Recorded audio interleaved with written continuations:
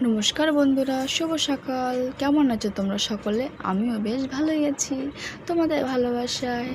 দেখো, তোমাদের সঙ্গে আরও একটা নতুন ভিডিও নিয়ে চলে এসেছি।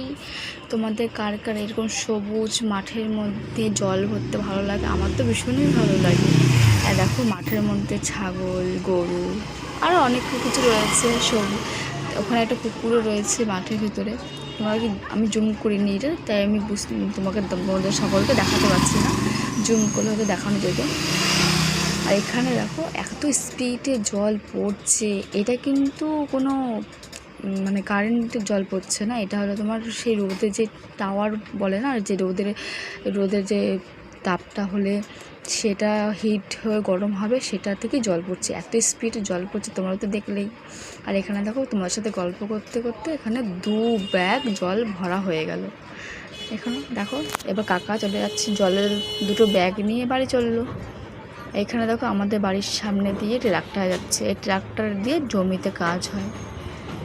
নমস্কার বন্ধুরা, কেমন লাগছে অবশ্যই জানিও।